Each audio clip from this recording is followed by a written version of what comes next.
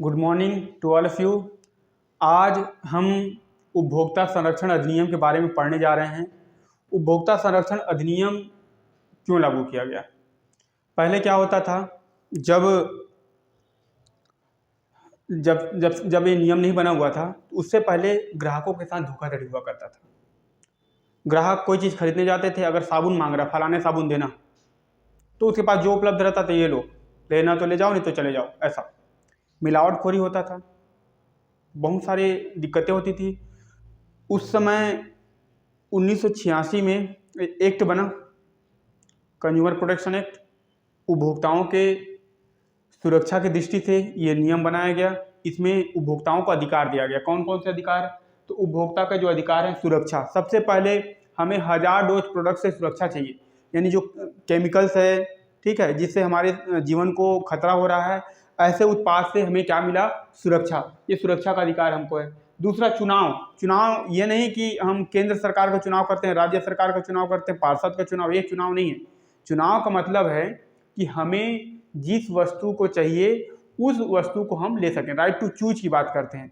अगर हमें for example अगर हमको लक्स साबुन चाहिए और वो हमको लाइफ बॉय थमा रहा है, तो हम उसको मना कर सकते हैं कि हमको लाइफ बॉय नहीं चाहिए, हमको क्या चाहिए? लक्स चाहिए या फलाने साबुन चाहिए। तो ये क्या है? चुनाव का अधिकार। कोई हमें जबरदस्ती कोई सामान नहीं दे सकता। दूसरा, सुनने का अधिकार। अब सुनने का मतलब गाना सुनना नहीं होता है। यहाँ सुनने का मतलब है कि हमें क्या करना है? हमारी बातों को सुने।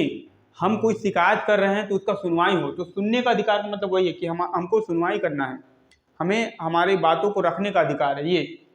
उसके बाद सूचना का अधिकार। कोई भी प्रोडक्ट आ रहा है उसकी हर एक चीज़ के बारे में हमको जानकारी जरूरी है। इसलिए देखते हैं रैपर जो लगा रहता है उसमें हर एक सूचना लगा रहता है। कोई भी चीज़ का प्रचार होता है तो उसमें लिखा रहता है धूम्रपान स्वास्थ्य के लिए हानिकारक है, ठीक है, ऐसा करके। सुरक्षित पर्यावरण। हमको जो हमारा इन्वायरमेंट होना चाहिए कैसा होना चाहिए? इको फ्रेंडली होना चाहिए।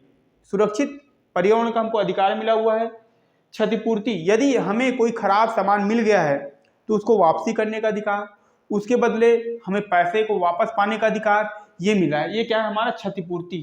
शिक्षा।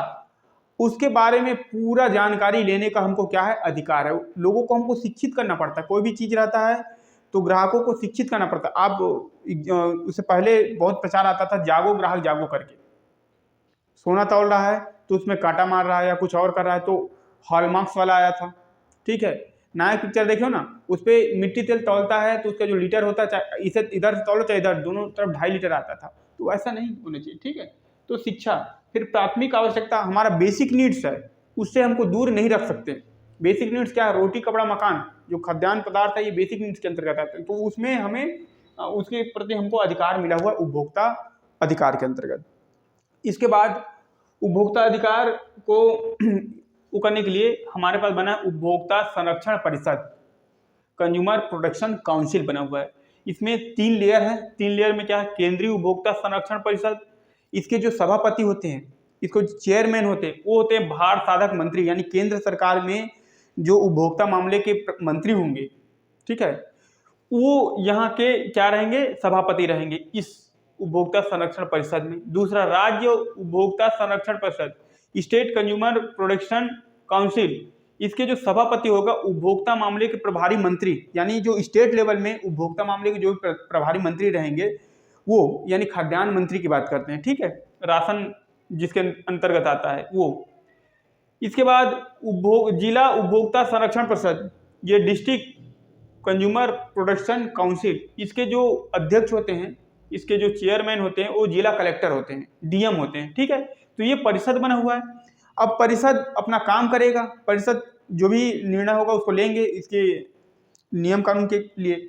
इसके बाद उपभोक्ता विवाद प्रतितोष अभिकरण, रेड्रेसल एजेंसी बना है। रेड्रेसल एजेंसी में 3 टाइप्स के कैटेगरी में रखा गया है, जिसमें पहला है जिला फोरम। जिला फोरम जो होगा, आप 20 लाख तक का अगर आपका मामला है तो आप जिला फोरम में रख सकते हैं। जिला फोरम में 3 सदस्यीय टीम रहेंगी, जिसमें एक अध्यक्ष होगा, 2 सदस्य होगा, जिसमें एक महिला सदस्य का होना आवश्यक बताया गया है। इसके चयन के लिए, नियुक्ति के लिए स्टेट, ये राज्य आयोग का जो अध्यक्ष होगा वो चयन समिति का अध्यक्ष होगा। इनको चयन करने के लिए विधि विभाग का सचिव, लॉ डिपार्टमेंट है उसका जो सचिव होगा वो सदस्य होगा, और उपभोक्ता प्रभार में जो भी सचिव होंगे वो इनके सदस्य होंगे। 3 सदस्य जो चयन समिति होगा इन लोगों का नियुक्ति करेगा। इसमें जो प्रक्रिया है कि उपभोक्ता को सामान खरीदने के लिए के बाद 21 दिन के अंदर आवेदन करना है, और उसके बाद वो जांच पड़ताल करेगा, और जांच पड़ताल करके 45 दिन के अंदर वो क्या करेगा, रिपोर्ट सौंपेगा। इसके लिए जो चीज़ें बताया गया है कुछ और है। योग्यता की बात करते हैं तो इसमें जिला फोरम में जो है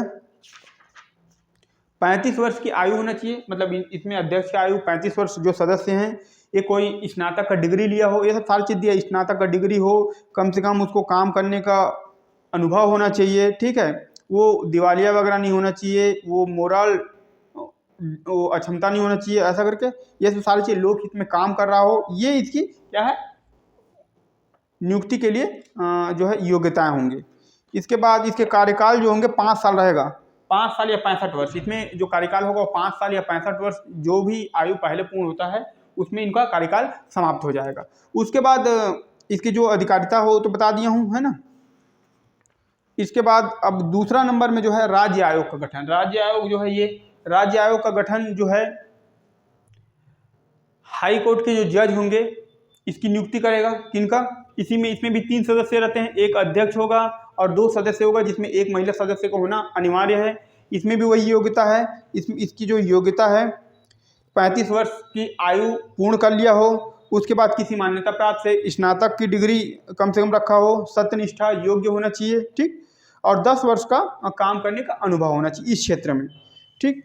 इसके बाद इसकी आयु जो है 5 वर्ष या 67 वर्ष, 5 वर्ष या 67 वर्ष दोनों में जो पहले हो जाता है वो इसकी जो कार्यकाल रहेगा।